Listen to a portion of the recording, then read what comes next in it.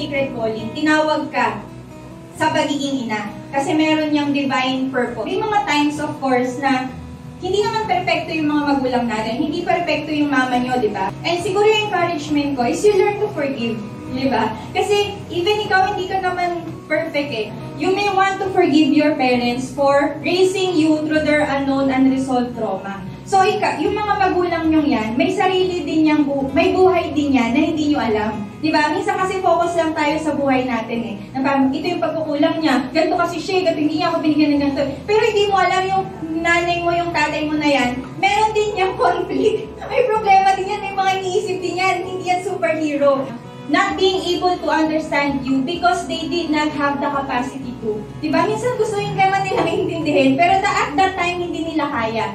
Not being able to teach you certain skills as nobody taught them. Diba? Hindi mo alam yung magulang yan. Hindi nga yung pinapansin. Hindi wala nga sa bahay yung parents niya, diba? Huwag natin silang sisihin kasi ang pasisihin mo talaga dyan, kasalanan. Diba? Kasi yung nanay ng nanay niya, yung tatay ng tatay niya, ibalik mo ng ibalik doon. Ganon din yung pagpapalaki sa kanya. Diba? And pinalaki nila tayo sa pagmamahal talaga ng Panginoon. The best that they can. The best that they can. Yun yung isipin natin. Sige. So, una-una po sa lahat, Happy Mother's Day sa mga nanay natin na nandito. Happy Mother's Day! So, ang exhortation ko is with regards to celebrating or honoring our mother today. Siyempre, yung mother natin and yung mga asawa nyo, di ba, na nanay ng mga anak nyo and all. Papakita lang ko sa slide. Kilala nyo ba to? Yes. Sino yan? Daniel Padilla. So, Albert Einstein. So, Albert Einstein was actually tagged as a genius. He was the smartest man who ever lived. Sabi nila. Pero sa Bible, sa totoo, siyempre bukod kay Jesus, sino? Si Solomon. Diba? Biblically, si Solomon. Pero according, siyempre, patay na si Solomon ng time na yun. Pero ngayon, si Albert Einstein. So, he was tagged as the smartest man who ever lived. Alam nyo ba, yung, bago siya naging ganyan, sa likod niyan, yung nanay niya, si Pauline Einstein. Si Pauline Einstein, kwento lang, hindi ko alam kung alam niya to, no? So, isang araw, si Albert, umuwi na siya ng bahay, elementary siya nito, umuwi siya galing sa school, tapos pumunta siya, hindi kasi siya marunong magbasa. Tapos pumunta siya sa nanay niya, tapos may binigay yung teacher sa kanya na letter, tapos binigay niya sa nanay niya. So, binigay niya, yung nanay niya, biglang umiyak. Iyak na iyak yung nanay niya. Tapos sabi niya, ba't ka umiyak ngayon? Tapos sabi ng nanay niya, hindi, wala lang to. Sabi kasi, masyado ka kasi daw matalino, sabi ng teacher mo. So, simula ngayon, diba, hindi ka napupunta sa school. Ako na yung magtuturo sa'yo. So, kasi you would change the world, sabi niya. So, di ang ginawa ng nanay, siya yung nagturo, nag-homeschool sa kanya every day. So, tinuruan siya and all. And, alam niyo, nung lumaki na si Albert Einstein, nakita niya yung letter. Namatay yung nanay niya, pero for some time, nabasa niya yung letter ng teacher. Umiyak si Albert Einstein kasi, ang nabasa niya doon, yung sabi ng teacher, yung anak mo sobrang dumb. So, in Tagalog, super TNGA, gano'n. Hindi siya, he can't account to anything. Diba? Wala nang pag-asa yan, ayoko nang turuan yan, wala nang mangyari sa buhay niyan. So, naiyak siya, hindi dahil sa sinabi ng teacher niya. Naiyak siya kasi grabe yung pagpupursigi ng nanay niya sa kanya. Diba? Alam niyo yun, grabe diba? Yung mama niya, sinabihan na ng teacher na wala nang pag-asa yan. Bobo ng anak mo, wala na yun. Diba yung ganun term? Pero ang ginawa ng nanay, hindi siya naniwala. He believed dun sa child. And ano nangyari? Diba? Bobo ba si Einstein? Hindi. He was tagged as the genius, as the smartest man who ever lived. Bakit? Dahil nagtiwala yung nanay niya sa kanya. Amen. Next. Kilala niyo to? Kilala niyo yan? Si Barack Obama. Si Barack Obama, he was the first African-American president in the United States. Siyempre sa Amerika, mga puti yun, di ba? So, kahit ngayon laganap pa din yung racism, pero hindi na siya ganun kalaki. Siguro na lang, very konti, pero ano pa din siya, nandun pa din yung racism. So, imagine nyo, si Barack Obama, first American president siya na African, di ba? So, natalo niya yung America, yung racism. behind nun is andun din, again, yung nanay niya, si Anne Dunham.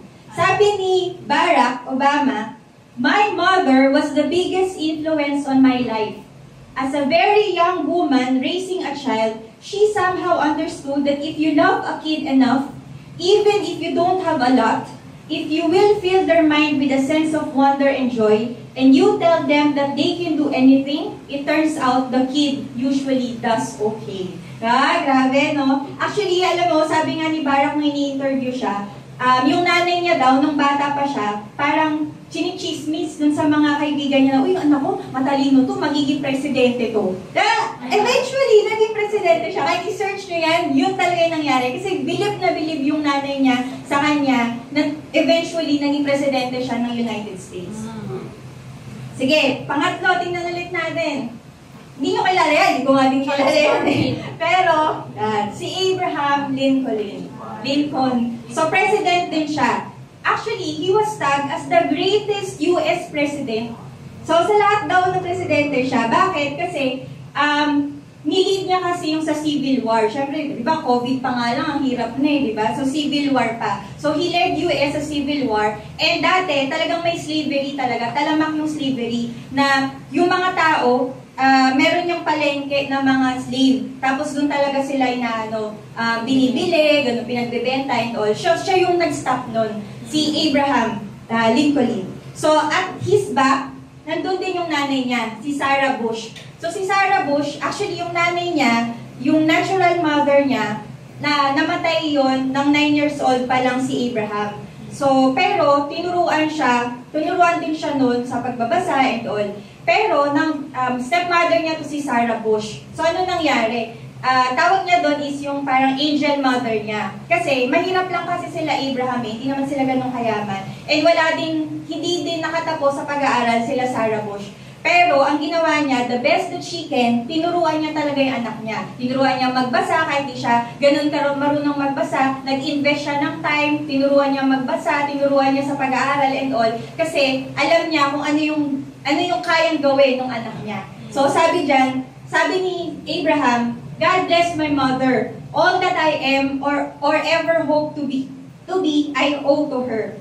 Yan. Tapos next, sabi pa ni Abraham sa nanay na, "She had been my best friend in this world, and that no son could love a mother more than I love her." So, di ba? So, parang talagang ganun niya kamahal yung mama niya. So, these people, di ba, these are greatest people alive Historical figures to. And at the back of them, hindi sila naging successful just because of them. At the back of them, nung bata pa sila, hindi natin nakita yun. Nung bata sila, inalalayan sila ng nanay nila, tinuruan sila, at nagtiwala sa kanila yung nanay nila. Kaya sila naging ganyan.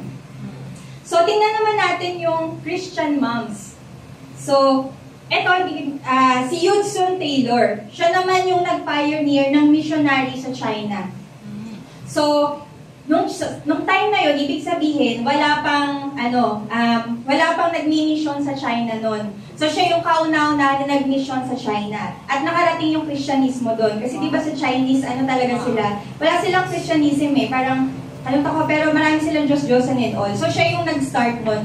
Alam nyo ba, si Hudson, nung 15 years old siya, galing siya sa godly family naman talaga sila. Pero, yun, na-founded siya sa Word of God and all. Pero nung 15 years old na siya, nag-start na siyang magtrabaho. Nung nag-start siyang magtrabaho, nandun siya sa bangko Tapos, yung mga kasama niya, na-expose siya dun sa mga tao who openly mock Christian faith. Diba? Godly Christian sila. Parang na-expose siya sa mga tao na minamock yung faith ng Christianismo. Eventually, minamock niya din yung Christianismo. Na-open din yung eyes niya sa wealth. Tapos nagkaroon siya ng, di ba, wala pang casino nun pero nung time na yon, di ba, yung mga sugal and all. So doon na umikot yung buhay niya. And he found himself drawn to money and the pleasures it can afford. Eventually, yung spiritual life niya nag-deteriorate. And wala na siya, hindi na siya nagbabasa ng Bible, nag-lost interest na siya prayer, hindi na din siya nagsisimba, hindi na siya naniniwala kay Jesus Christ. And yung nanay niya, ang ginawa ng nanay niya, si Amelia, she was a praying mom.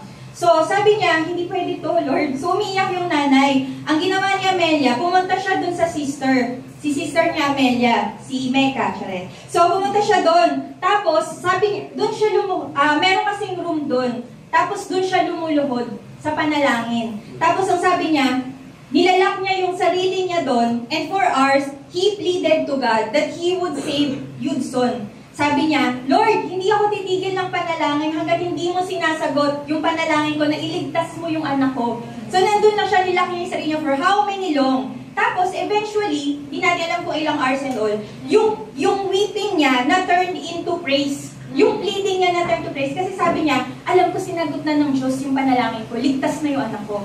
Tapos, in parallel, sabi mo, 8 o'clock siya, from in between 6 a.m. to 5 p.m., kaya nagpipray siya. Mga bandang alas 2, siguro 2 p.m., yung anak niya, nandun sa bahay nila, parang, tinatamad daw and all. Pero, for some reason, may nakuha siyang libro. Tapos yung libro na yon, binasa-basa niya lang. Tapos yung libro doon, nakita niya yung finished work of Christ. Tapos, yun, binasa-basa niya. Tapos doon niya naintindihan kung ano talaga yung ginawa ni Lord sa krus ng Kalbaryo. And he fell to his knees in repentance, praising God for his salvation, while his mother was in her room, praying for him.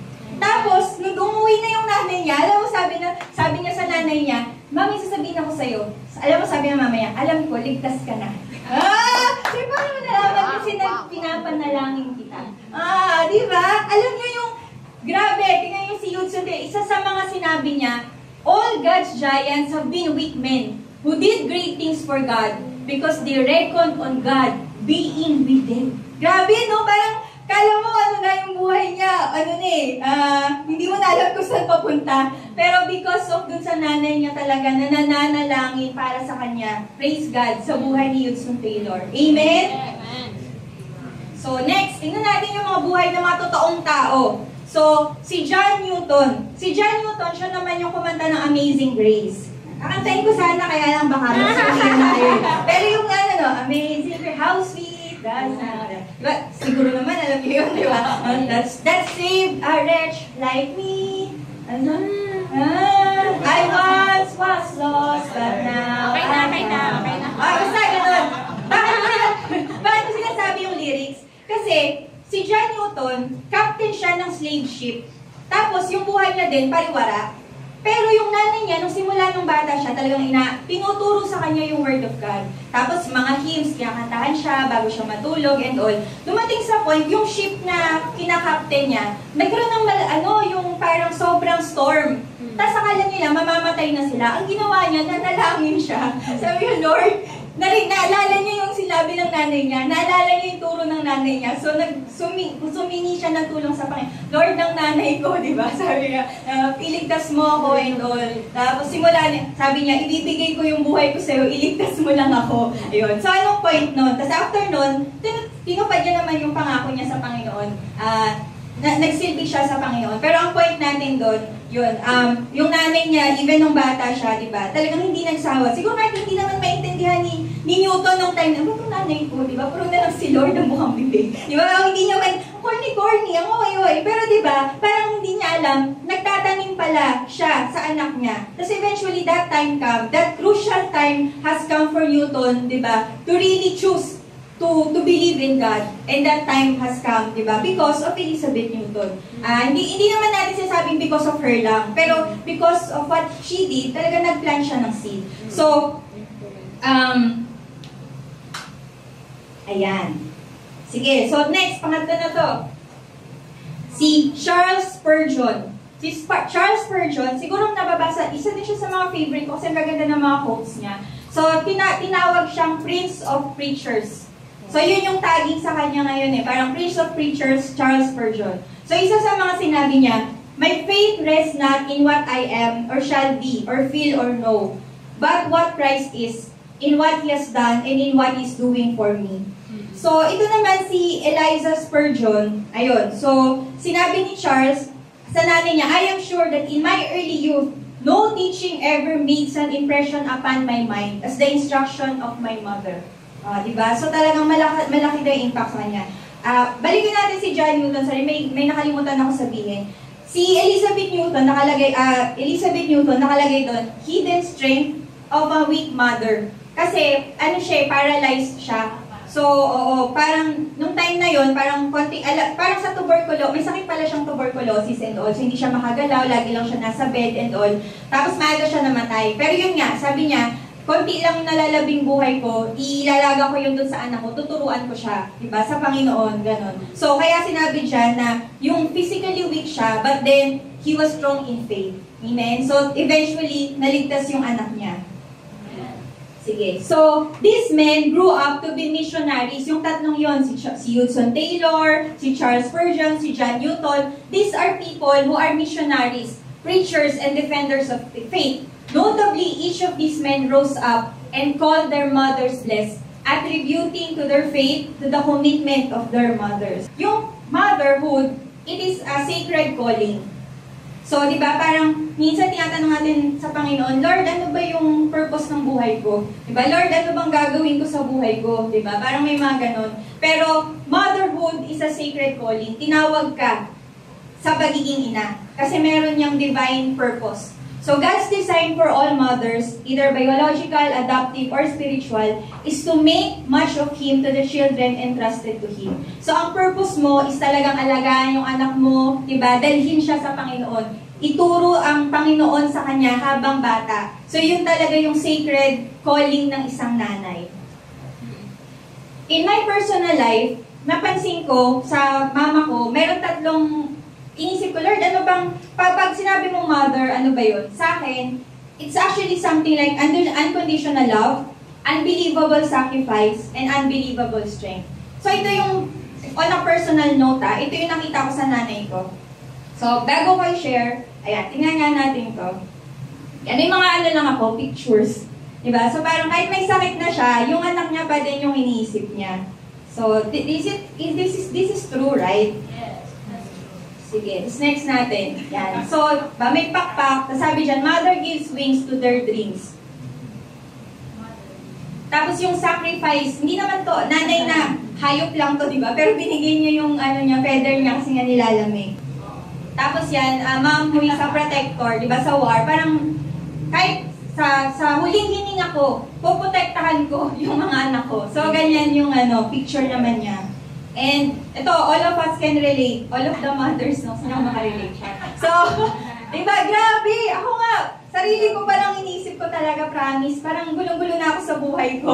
Tapos kung dadagdagan mo ba ako ng isa, hindi ko na alam yung gagawin ko. Parang gusto ko na lang sumuko. Pero imagine, yung mga nanay, di ba, mama ko, 4 na kami. Paano yun, di ba? Parang hindi mo alam kung sa kamay niya, dami niyang kamay na lumalabas. Kung saan-saan ang ginagamit para lang alagaan yung pamilya.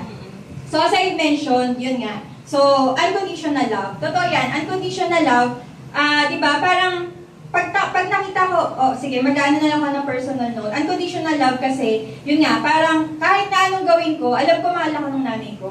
Kahit na, sa totoo lang, kahit hindi ako magka-boyfriend, pero Lord, gusto ko talaga. Huwag naman gano'n. Pero nararamdaman ko yung pagmamahal ng nanay ko. Kahit anong gawin ko, kahit minsan masama ugali ko, di ba? Kahit minsan nagmamaldit ako, kahit minsan pagising ko sa umaga, di ba, nasisigaw ako si mama, minsan parang gano'n. Pero alam ko, kahit anong gawin ko, it will not change the fact that my mother will always love me. Doon ako parang di ko alam, basta alam ko lang mahal ako ni mama. Di ba, ma? So, unconditional love. So, minsan may mga tao sa paligid mo, di ba, na parang mahal ka lang kapag, kapag everything is good. Di ba? Parang performance-based, kapag mabait ka, mahal ka. Pag hindi ka na mabait, pag maganda ka, mamahalin ka. Pag hindi ka na maganda, pag pangit ka na, iiwan ka na. Di ba? Pero never ang mama mo. Di ba? Hindi ka, kahit pangit yung ugali mo, mamahalin ka pa rin yan. Tingnan mo nga yung nanay mo. Sige. Kahit yan. Tapos next, unbelievable sacrifice. Bata pa lang ako, grabe kita ko na talaga yung sacrifice ni mama. Hindi naman kasi kami mayaman, di ba? So parang nakita ko lang din yung pagpupursigi niya talaga para makapag-aral kami. Ganon. Ako personally. So parang nakikita ko siya, nagtatahi talaga. So dumating na ako sa time na naiyak ako kasi parang, parang hindi nagpapahinga tong taong to. Para lang, di ba, mapaaral ako. Kaya sabi ko sa sarili ko, mag-aaral talaga ako mabuti kasi gusto kong makita ni mama yung, isa sa reason bakit talagang nagsumikap ako sa pag-aaral ko kasi nakita ko yung paghihirap ng nanay ko. Ayun. minsan nga inisip ko, ayoko na nga maging nanay kasi grabe na mahirap na nanay, Lord. Pero di ba, parang hindi ko siya ma-imagine talaga, yung sacrifice, parang bakit? Pero yun nga, parang hindi mo naisipin yung sarili mo, isipin mo na lang yung anak mo, di ba? Kasi totally wala na. Tapos minsan nga natanong ko si Grace parang, di ba, yung, kasi ako, syempre isipin ko yung makeup ko, di ba, yung pagkain ko. Si Grace, ang inisip niya na lang, yung ano, di ba, nung dati pa, diaper, di ba? Parang wala ka nang isipin, wala na sa sarili mo. And lastly, unbelievable strength. So, ngayon, nakikita niyo yung family namin na okay. Pero, before, marami kaming na-encounter na challenges. And I also see my mom, hindi lang physical strength, but emotional strength. Grabe yung, kunyari, napagdaanan niya, na nasaktan siya ng ibang tao, diba? Parang ng mga taong malalapit sa kanya. Pero, hindi siya napagod. Kasi honestly, kung sa akin ginawa yun, wala na. Bahala ako sa buhay mo, alis ako. Wala akong pakialam sa'yo, di ba? Kasi parang hindi ko kakayanin na gano'n yung situation. Tapos, isipin ko na lang yung sarili ko. Pero siya, hindi niya inisip yung sarili niya, di ba? Kahit mahirapan siya, talagang yung lakas, yung emotional strength, kahit na, alam mo yung parang nadudurog ka na. Kasi parang ako, feeling ko, pag sa akin yun, durog na ako eh. Na parang, di ba, masisira na ako, hindi ko na alam kung sino ako, ganun. Pero siya, kahit siguro ganun yung nangyari sa kanya, nagpatuloy pa rin siya sa life niya. And tingnan nyo naman yung nangyari sa amin, di ba? So, siguro, hindi naman mamamayabang, pero di ba, I mean, yung buhay namin ngayon, it's because nandun yung mga magulang namin, sila mama, tsaka sila papa, na talagang nagsumikap para sa pamilya namin. Ayun. And tinuruan kami, and pinagpapasalamat natin, of course, yung talagang pagsusumikap na iluhod sa panalangin at i-ano sa Panginoon. Sa totoo lang, may secretive kasi, hindi naman ako secretive akong tao, hindi ako masalita. Maboka lang ako pag nandito, pero hindi ako yung yung makwento and all ganyan. Unless lang talaga super close kita. Dumating ako sa point ng life ko na walang nakakaalam na nangyari sa buhay ko. Kasi wala, akala mo lang okay ako, akala mo parang, uy, ang nagsusore high siya. Hindi mo alam kung ano nangyari sa life ko. Dumating sa point na sinabi ni mama sa akin, napaniginipan niya daw ako. Sabi niya, paniginipan kita, nag-ano ka daw, naglilimp ka in your spiritual walk. Sabi ko, hala. Tapos sabi ko, ala Lord, totoo pala yun, ganun. Kasi, tapos yun, parang nananalangin pala siya sa akin. Sabi ko, grabe no Lord, kasi wala talagang nakakaalam nung pinagdadaanan ko. Pero hindi ko alam for some reason, alam ni Mama, nananalangin pala siya. And thankfully, nakalis ako dun sa sitwasyon na yun. Hindi na ako limping sa spiritual walk ko. Talagang nagsusore ako sa Panginoon. So thank you din. Alam ko talaga how powerful prayer is and yung love, unconditional love ng parents natin. Amen. So ayun, sa mga nandito, kung meron kayong mga magulang na Kristiyano at yung nanay nyo is Kristiyano, ipagpasalamat natin sila. And they have really given their best. Lalo na talagang, diba, iilakad tayo sa Panginoon. Yun yung pinaka-importante eh. Kahit hindi sila mayaman and all, ang pinaka-importante is ilakad ka nila sa Panginoon. Kasi yun talaga, pag kilala mo ang Panginoon, diba, masusolve naman yung mga bagay-bagay sa buhay natin eh. Pero kung wala ang Panginoon, diba, yung life natin is all. Pero, gusto ko lang din sabihin, may mga times of course na hindi naman perfecto yung mga magulang natin, hindi perfecto yung mama nyo, di ba? And all. So, pwede ba natin tingnan to? And siguro yung encouragement ko is you learn to forgive, di ba? Kasi even ikaw hindi ka naman perfect eh. You may want to forgive your parents for raising you through their unknown, unresolved trauma. So, yung mga magulang nyong yan, may sarili din yang may buhay din yan na hindi nyo alam. Diba? Minsan kasi focus lang tayo sa buhay natin eh. Na parang, ito yung pagkukulang niya, ganito kasi siya, ganito hindi niya ako binigyan ng ganito. Pero hindi mo alam yung nanay mo, yung tatay mo na yan, meron din yung conflict. May problema din yan, may mga iniisip din yan, hindi yan superhero. So, forgive them for raising you through their unresolved trauma, not being able to understand you because they did not have the capacity to. Diba? Minsan gusto yung naman nilang intindihin, pero at that time, hindi nila kaya. Not being able to teach you certain skills as nobody taught them. Diba? Minsan in-expect natin sila, tali-tali naman, dahil ginagawa mo to sa akin eh. Sila nga, they are trying to figure out things on their own as well. Diba? Huwag naman natin silang anuhin na, dapat ganito ka, dapat ganun. They're figuring out things on themselves as well. Forgive them for being emotionally unavailable as their parents were emotionally unavailable. Diba? Hindi mo alam yung magulang yan. Hindi nga yung pinapansin. Hindi wala nga sa bahay yung parents niya, diba? So parang, wag natin silang sisihin kasi ang pasisihin mo talaga dyan, kasalanan. Diba? Kasi yung nanay ng nanay niya, yung tatay ng tatay niya, ibalik mo ng ibalik doon. Ganon din yung pagpapalaki sa kanya. Diba? And pinalaki nila tayo sa pagmamahal talaga ng Panginoon. The best that they can. The best that they can. Yun yung isipin natin. Diba? And pagpasalamat natin, nakilala talaga nila ang Panginoon. Amen? Kasi doon talaga yung, yung tamang daan na pupuntahan natin.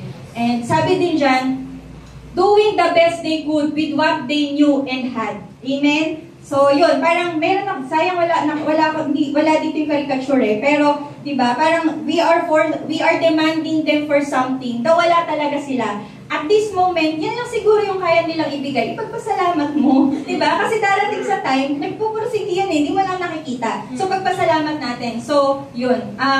Following cultural norms that they were surrounded with, forgive them for raising you through their own struggles, worries, pains, and fear. Ulitin ko forgive your parents for raising you through their own struggles, worries, pains, and fears. Lahat tayo may yan, hindi tayo exempted. At even Kristiyano yung mga magulang mo, hindi yan exempted sa fears, diba, sa worries, sa pains in life. And they're even struggling sa sarili nila. Diba? Even ikaw nagsastruggle ka, yan din nagsastruggle din yan. So, diba, we forgive them for those things. So, kung yung mga sinabi natin, hindi, may mga ganon and all, so, forgive them and love them because they really love you so much. Amen? Amen. So, and lastly, magtatapos ako dito. Sa mga nanay na parang minsan, di ba, you feel inadequate, di ba, or insufficient yun sa mga anak nyo. Meron akong sinabi dito, God uses ordinary women dependent on Him to accomplish great things. So, ulitin ko, pakinggan nyo. God uses ordinary women dependent on Him to accomplish great things. Diba? Hindi tayo superhero. Diba? Hindi tayo, paglabas mo, meron ka ng extra, diba? Lahat tayo, human being. Pero, although we are ordinary people, we depend on God and we accomplish great things. Amen? So, even ikaw na nanay ka, feeling mo insufficient ka, or ano nangyari sa life mo, God has called you for a purpose, diba? God has called you for a calling, and He has equipped you for that purpose. And hindi lang sa mga nanay na nandito, kundi sa ating lahat, diba? You are an ordinary person, yes. Siguro, kulang tayo sa skill, kulang tayo sa galing, kulang tayo sa napag-aralan, ang dami nating limitasyon and all. Pero don't worry, kasi hindi yun yung end ng story mo. God uses ordinary women, ordinary people, dependent on God. What you need to do is to be dependent on God on your day-to-day life, diba? And He will accomplish great things through your life. So, yun lang. Nakita natin kanina, di ba, yung mga mothers na yun, who si Charles Spurgeon, si John Newton and all. So, these people are ordinary women, are ordinary people. But yung key doon, they depend on God. They have faith in God, and they accomplish great things sa buhay nila at sa buhay ng mga anak nila. Amen? So, yun yung encouragement ko sa bawat isa sa atin. God will accomplish great things in your life if you really depend on Him.